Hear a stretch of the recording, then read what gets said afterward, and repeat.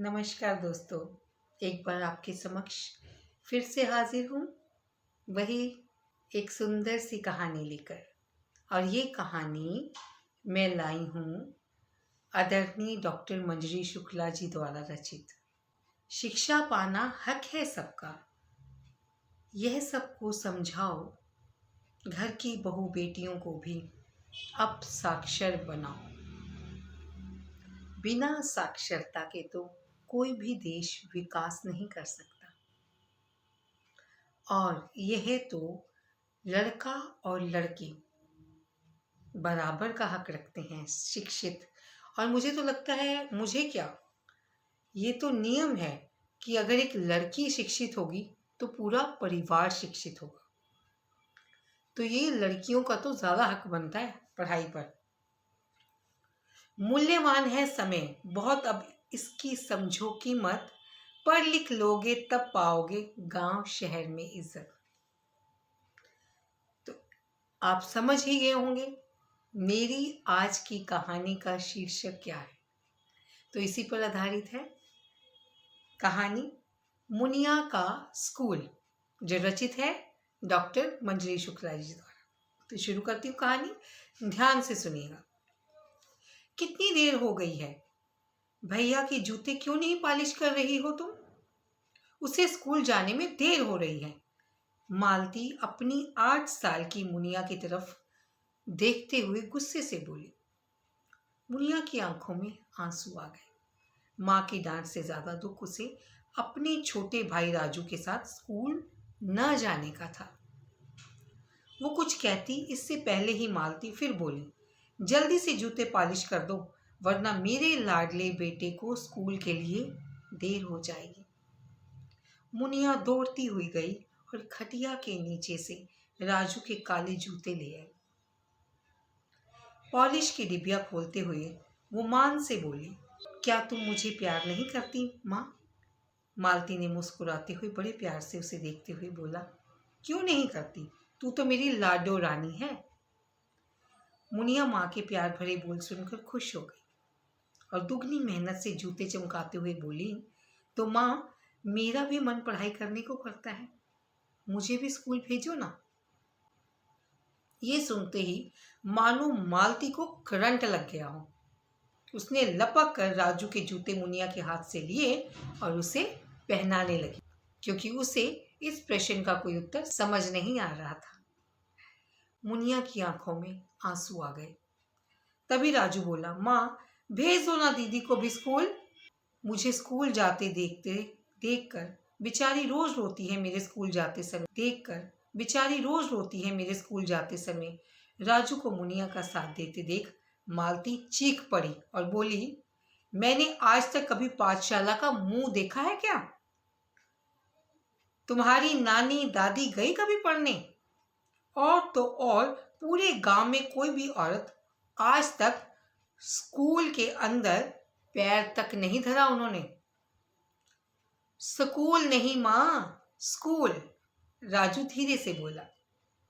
हाँ हाँ वही, अब ज्यादा देर मत करो, चुपचाप स्कूल जाओ।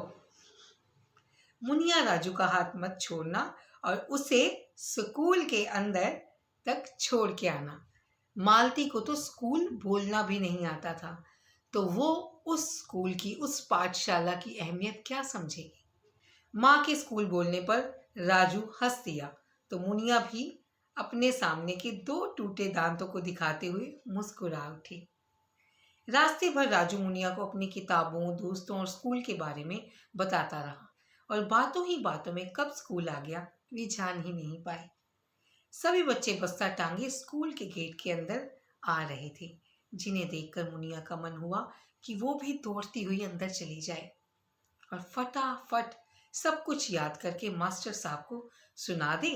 पर वो उदास नजरों से अंदर जाते बच्चों को ही बस देखती रही। राजू मुनिया का दुख समझ गया, इसलिए तुरंत बोला, दीदी तुम घर जाओ, मैं अब चला जाऊंगा। ठीक है, मुनिया धीरे से बोली और स्कूल की तरफ देखते हुए सड़क पर पड़े कंकरों को पैरों से उछालती हुई घर की तरफ चल दी।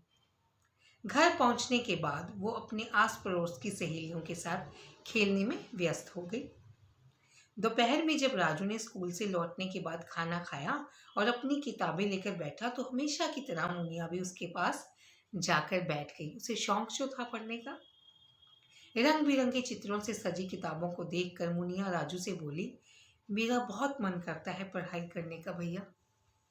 राजू ने मुनिया की तरफ प्यार से देखा और बोला, जब मैं बड़ा हो जाऊंगा ना तो तुम्हें स्कूल अवश्य भेजूंगा।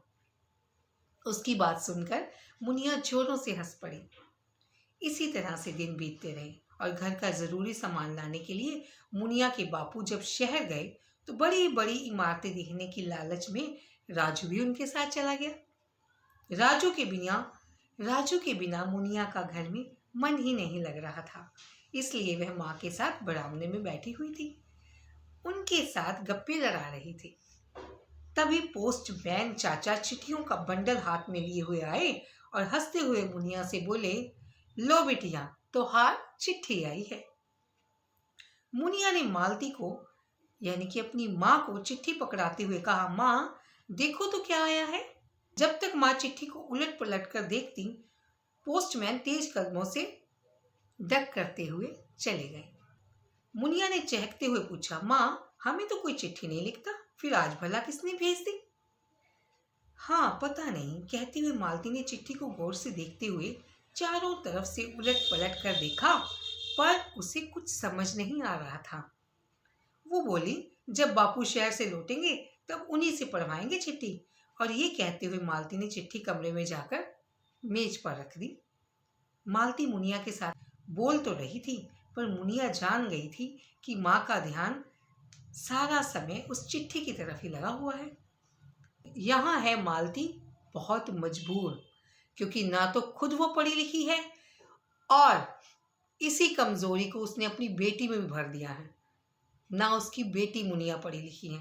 अब चिट्ठी पढ़े तो पढ़े कौन, और अपनी मजबूरी अब उस मुनिया के सामने वो मालती दिखाए कैसे, क्योंकि पढ़ने से रोका तो मालती ने ही है ना अपनी बेटी को। पर मुनिया बहुत तेज है, उसे समझ आ रहा था माँ को किस बात की चिंता है। मुनिया ने माँ का आंचल पकड़ते हुए पूछा, माँ चिट्ठी आने के बाद इतनी उदास क्यों हो। मालती ने प्यार से मुनिया के गालों पर हल्की सी चपत लगाते हुए कहा, आज पहली बार हमारे घर चिट्ठी आई है, पता नहीं क्या लिखा होगा।